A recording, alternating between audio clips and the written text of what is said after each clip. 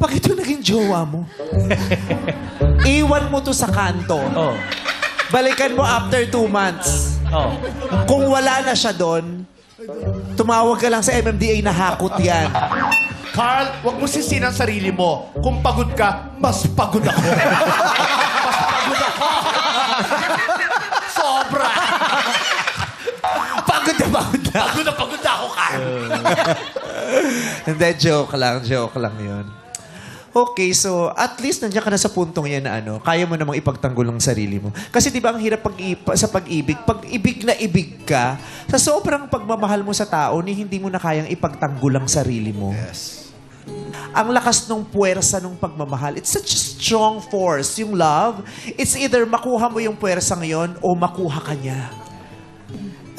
The best way to love another person is to learn how to love yourself. Yun yung greatest learning ko na piliin mo muna yung sarili mo para matuto ka kung paano ka pipili ng susunod na tao na mamahalin mo din. How you love yourself is directly proportional to how you can love other people.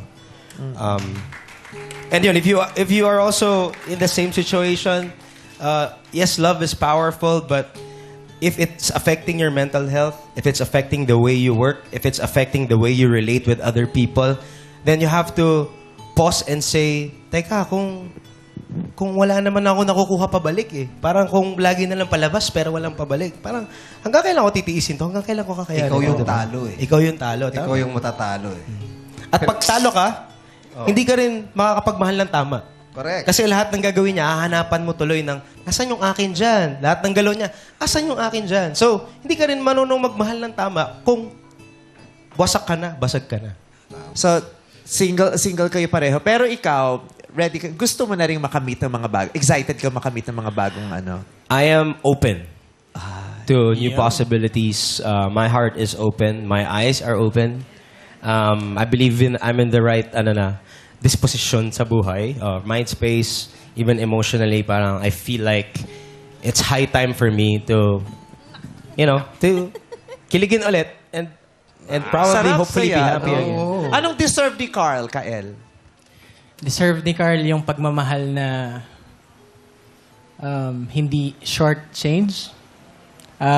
Pagmamahal na totoo, buo. At pagmamahal na hindi napapagod. Yun siguro. Ako okay lang sa akin yung pagmamahal na napapagod. Basta marunong magpahinga para maging malakas ulit.